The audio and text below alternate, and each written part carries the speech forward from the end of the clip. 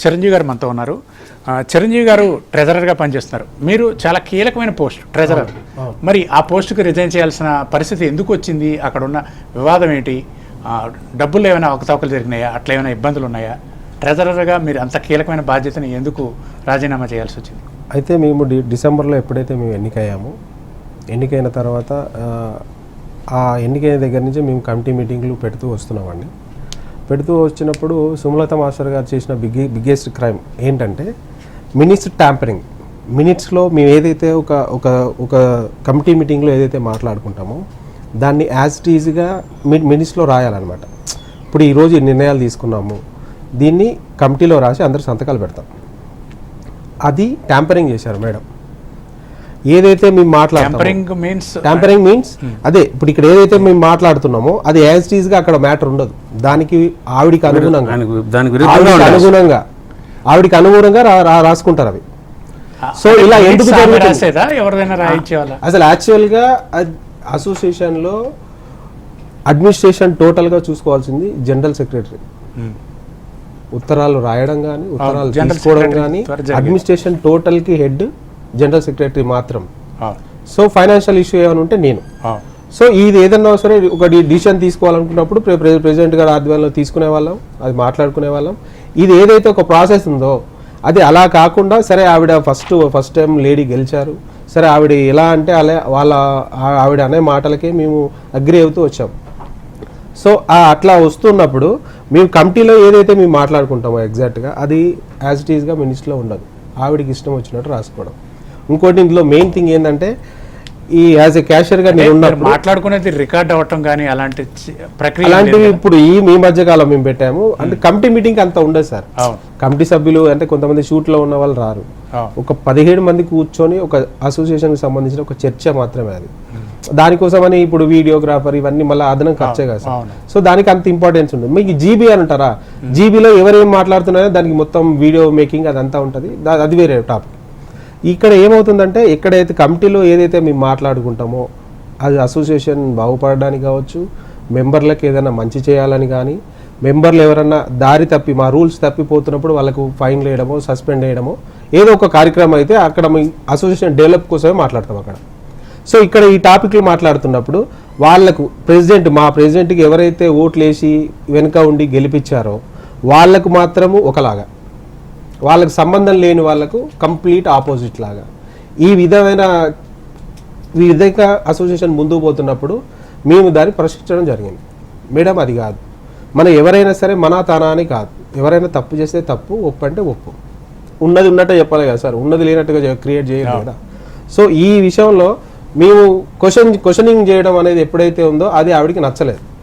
Suppose ఒక సభ్యుడికి medical loan ఇవ్వాలనుకోండి సార్, మెడికల్ లోన్ ఇవ్వాలంటే అది ఆయనకి కంపల్సరీ ఏదైనా డిసీజ్ ఉందా, ఏదైనా ప్రాబ్లం ఉందా, అది ఎంక్వైరీ చేసి కదా ఇవ్వాలి సార్.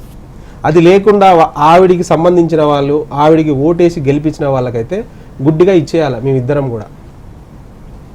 అలా అని చెప్పి ఇప్పుడు వరకు మీకు గెలిచిన దగ్గర నుంచి ఈ రోజు వరకు మేము ఇచ్చిన మెడికల్ లోన్లో మా రిక్వైర్మెంట్ ఎవరికి లేదు.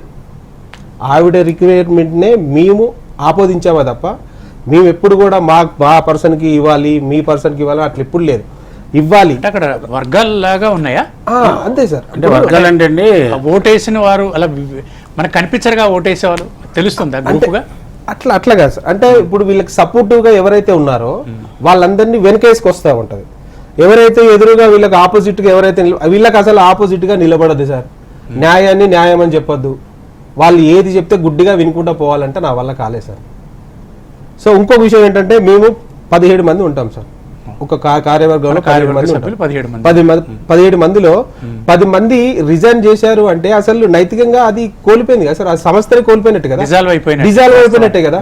అసలు మీరు అసలు జీబీ కాంటాక్ట్ చేయడానికి కూడా మీకు అర్హత ఉండదు.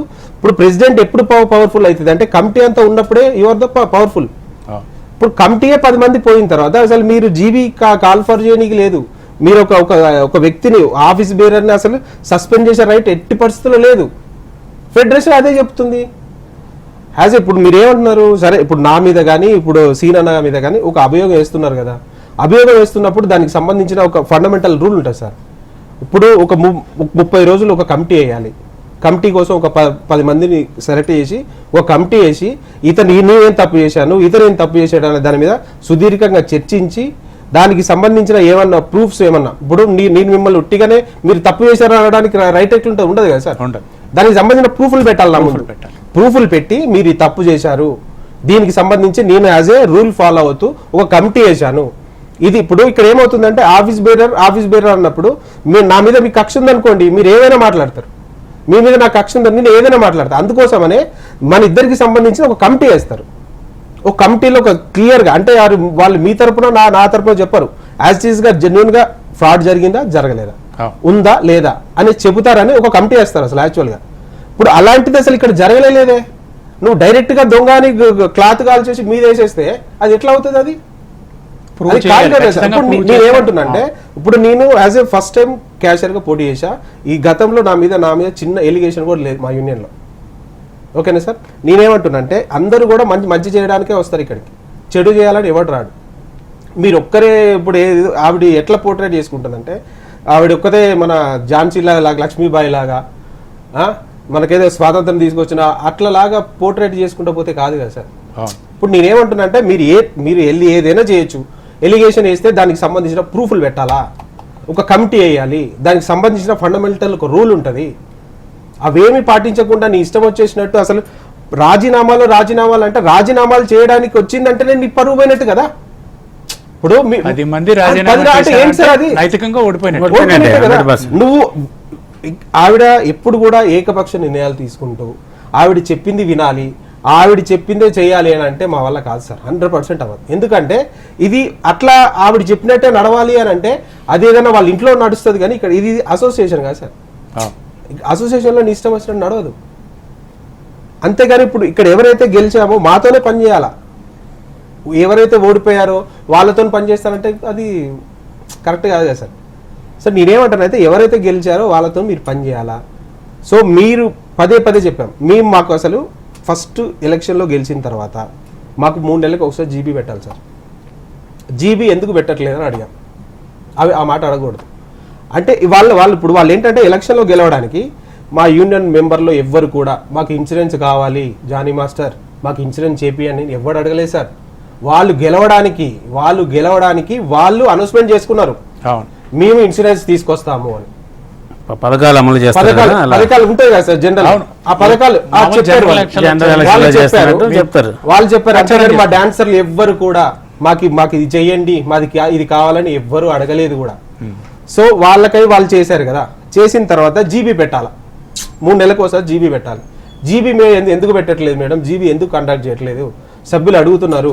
మనం కొత్తగా గెలిచాం కదా, అసలు మనం ఈ 3 నెలల్లో ఏం చేసినాం దాని గురించి ఒక జీబీ పెట్టి జనాలకు చెప్దాము అని అంటే లేదు మేము ఇన్సూరెన్స్ డబ్బుల కోసం తిరుగుతున్నాం, ఆ డబ్బులు రాలేదు. దానికి ఇన్సూరెన్స్ మంచిదే కదా, దానికి మీరు వ్యతిరేకంగా ఎందుకున్నారు? వ్యతిరేకం కాదు సార్, నేను అనేది ఏంటంటే ఇప్పుడు ఇక్కడ ఇన్సూరెన్స్ అనే టాపిక్ వస్తుంది కదా. అసలు ఈ ఇన్సూరెన్స్ టాపిక్ అసలు ఎట్లా వచ్చింది అనే దాని గురించి నీకు మూలం చెప్తున్నాను. వాళ్ళు గెలవడానికి వాళ్ళ సొంత లాభం కోసం వాళ్ళు అనౌన్స్మెంట్ చేసుకున్న ఒక థియరీ ఇది. సో దానికోసమని మా జీబీ రాపడం ఎంతవరకు కరెక్ట్ సార్? కరెక్ట్ కాదు కదా. కూడా చెప్పొచ్చు మనం ఈ ప్రాసెస్ అంటే అది లేట్ అవుతుంది. ఈ లోపు జనరల్ బాడీ పెట్టేస్తే ఏం చెప్పగలం జనాలకి? అంటే గెలిచేటప్పుడేమో మనం రకరకాల పెట్టుకోవడానికి ఇప్పుడు 3 నెలలు అయిపోయింది, 4 నెలలు అయిపోయింది, ఇప్పుడు జీబీ పెట్టేస్తే అందరూ మన మీద తిరగబడతారు అన్న ఉద్దేశంతో జీబీ పెట్టడానికి ఇదొక కారణం, ఇదొక మెయిన్ కారణం సార్. ఇప్పుడు 3 నెలలకు జరగాల్సింది 6 నెలలకు టోటల్ కార్యవర్గాన్ని తీసి పక్క పెట్టడానికి సీరియల్ గా 5 జనరల్ బాడీలు చేసేసారు. 5 అంటే మేము ఇవన్నీ క్వశ్చన్ చేయబట్టే కదా ఇదంతా జరుగుతుంది. ఇప్పుడు మేము రాజీనామా చేసామంటే అసలు ఏం జరుగుతుంది అనేది అది చెప్పే సటన్ టైం లేదు సార్ మాకు. యాక్చువల్ గా ఇప్పుడు ఏమవుతుందంటే మేము ఫస్ట్ 1 మంత్ చూసాం సార్, సెకండ్ మంత్ చూసాం, అసోసియేషన్ పక్కదారి వెళ్ళిపోతుంది, వేరే వెళ్ళిపోతుంది. సో ఇది కాదు. సో దీనికి ఎక్కడో చోట మనకు ఫుల్ స్టాప్ ఉండాలి అనే దాని నుంచి మనం చెప్పడం జరిగింది. సో అది ఎప్పుడైతే మనం క్వశ్చనింగ్ అనేది మనం చేయడం స్టార్ట్ చేశామో అప్పటి నుండి సార్ మా మీద వ్యతిరేకత ఉన్నది లేనట్టు, లేనిది ఉన్నట్టుగా ప్రూవ్ చేయడం, ఏదంటే దొంగలని ఒక క్రియేట్ చేయడం. ఇప్పుడు నేనేమంటున్నా అంటే నేను ఇప్పటికీ చెప్తున్నా, స్టిల్ ఈ రోజు కూడా చెప్తున్నా, సీరియస్గా సుమలత మాస్టర్కే ఛాలెంజ్ చేస్తున్నా. నేను చేసిన కేవలం పట్టుమని 2 నెలలే పనిచేసాం సార్, 2 నెలలే, 2 నెలలు పనిచేసాం మేము. నేను ఫస్ట్ నెలకు సంబంధించిన ఇది ఆడిటింగ్ అయినా లెక్కలు సంబంధించింది సార్. ఇది ఆవిడ సంతకం పెట్టి ధృవీకరించారు జనవరి నెలలో ఇది. దాని తర్వాత ఫిబ్రవరి, ఇది ఫిబ్రవరి మంత్ మా 3 సంతకాలు ఉంటాయి సార్. 3వ నెల నుంచి స్టార్ట్ అయింది మ్యాటర్. ఇంకా మాకు గొడవ అనేది స్టార్ట్ అయింది. గొడవ మీన్స్ అంటే ఏంటంటే మేము కొట్టుకోలేదు, తిట్టుకోలేదు, ఆవిడకి మాకు వేరే ఏం లేదు సార్. కాకపోతే ఏంటంటే అసోసియేషన్ పక్కదారి వెళ్ళిపోతుంది, అసోసియేషన్ అనేది ఒక సరైన మార్గంలో వెళ్ళట్లేదు, ఏకపక్షంగా వెళ్తుంది. వాళ్ళకు ఓట్లేసి వాళ్ళకి సపోర్ట్ చేసిన వాళ్ళకి మాత్రమే వాళ్ళు సపోర్ట్ చేస్తున్నారు. అలా చేయడం వల్ల అసోసియేషన్ రోడ్డు మీద పడుతుందని ఈ రోజు పొజిషన్ వచ్చింది కదా సార్. అది మేము ఆ రోజు ఫీల్ అయ్యాం కాబట్టి రాజీనామాలు చేయాల్సి వచ్చింది, అంతే తప్ప ఇక్కడ ఎవరి స్వలాభం కానీ. ఇప్పుడు ఫస్ట్ టైం వేసినప్పుడు నాకెందుకు సార్ నెల 2 నెలలు నేను ఎందుకు రిజైన్ చేయాలా? మీరు ఒకసారి ఆలోచించండి. నేను ఏమంటున్నా వాస్తవం లేకపోతే, ఇప్పుడు నేనేమంటున్నా వాస్తవం లేకపోతే 10 మంది ఒక దారి మీద ఎందుకు వస్తారు సార్? ఇప్పుడు నేను మళ్ళీ చెప్తున్నా, నేను ఇప్పుడు మా అసోసియేషన్లో మీ అందరూ గుట్ల చేసి ఆవిడ ఏదో చేయకుండా ఆపేమనుకోండి, ఫెడరేషన్ ఆపుతుందా? ఫెడరేషన్ ఆపదు కదా. జాయింట్ కమిషనర్ వాళ్ళు ఆపుతారా? అంటే నువ్వు ఒక ప్రాసెస్లో వెళ్ళలేదు, నువ్వు వెళ్ళే దారి ఏది కూడా ప్రాసెస్లో లేదు. కాబట్టే ఇప్పుడు ఎప్పుడో జరగాల్సింది ఎలక్షన్ ఆల్రెడీ దీనికి ముందు బిఫోర్గానే ఈవిడ అనౌన్స్మెంట్ చేసేసింది. ఆ ఎలక్షన్లు ఎవరు ఆపారు? మేము ఆపామా? నువ్వు ఒక ప్రాసెస్ చేయట్లేదు. యాజ్ ఏ ఆఫీస్ బేరర్ని నువ్వు తీయాలన్నా, అతని మీద నువ్వు ఏదైనా అభియోగం చేయాలన్నా దానికంటే ఫండమెంటల్ రూల్ ఉంటుంది. ఆ రూల్ ప్రాసెస్ అనేది మీరు ప్రాసెస్ చేయలేదు, ఇక నుంచి ఆ ప్రాసెస్ చేయండి అని జాయింట్ కమిషనర్ గారు ఆయన ఆఫీస్లో ఒక జాయింట్ మీటింగ్ పెట్టి వాళ్ళు చెప్పడం జరిగింది. ఆ జాయింట్ మీటింగ్లో ఫెడరేషన్ వాళ్ళు ఉన్నారు, జాయింట్ కమిషనర్ వాళ్ళు ఉన్నారు, వీళ్ళందరూ ఆధ్వర్యంలోనే ఒకటి మీటింగ్ జరిగింది మాకు 24న. దెన్ అదైపోయిన తర్వాత మళ్ళీ ఫెడరేషన్కి వచ్చిన తర్వాత ఈవిడ ఏంటంటే సార్, ఇప్పుడు అంటే ఏమంటారు, ఇప్పుడు ఆవిడ చెప్పింది జరగాలి సార్. అలా అంటే మాత్రం అసోసియేషన్లో అలా జరగదు, 100% జరగదు. అది నీ ఇంట్లో నీ ఇష్టపరంగా నడుస్తుందేమో కానీ ఇక్కడ అసోసియేషన్లో అలా నడవదు కదా సార్. ఇప్పుడు మీ ఇష్టానికి మీరు ఏదో వాగ్దానాలు చేసేసి మీ స్వార్థాల కోసం జనరల్ బాడీలు పెట్టకుండా చేయడం ఏంటి సార్? అసలు అది కరెక్టేనా? అది నేను క్వశ్చనింగ్ చేశాను సార్. ఇది తప్పు, ఇది కరెక్ట్ కాదంటే ఇష్టం వచ్చినట్టు వాళ్ళు ఇష్టం వచ్చినట్టు ఏది పడితే అది మాట్లాడి 2 నెలలు పనిచేశాము. ఈ 2 నెలలకు సంబంధించి క్లియర్గా ఎవిడెన్స్ ఉంది సార్ నా దగ్గర, క్లియర్గా సంతకాలతో క్లియర్గా ఉంది. ఇక్కడ ఎక్కడ జరిగింది సార్ ఫ్రాడ్? ఎక్కడ జరిగింది చెప్పండి, నాకు అర్థం కాదు. ఫ్రాడ్ జరిగిందని వాళ్ళు నిరూపిస్తే రూపాయికి 10 రూపాయలు కట్టడానికి వి విల్ రెడీ సార్. నేను చెప్తున్నాను కదా. మీరు ఆమెకి ఛాలెంజ్ అంటున్నారు కదా, ఛాలెంజ్ సార్, క్లియర్ గా ఛాలెంజ్. నేనేమంటున్నానంటే అసోసియేషన్ ని మీ స్వార్థాలకు వాడుకోవడం అనేది చాలా తప్పు. అది మీ క్వశ్చనింగ్ చేయడమే. మీరు ఈ రోజున మన అసోసియేషన్ ని రోడ్డు మీద పడేసి మీరు ఇట్లా సొంత లాభాల కోసం ఇలా చేయడం అనేది 100% రాంగ్. ఇది సార్ విషయం. చాలా అద్భుతంగా వివరించారు. అసలు సమస్య ఏంటనేది చాలా క్లియర్ గా ఎక్స్ప్లెయిన్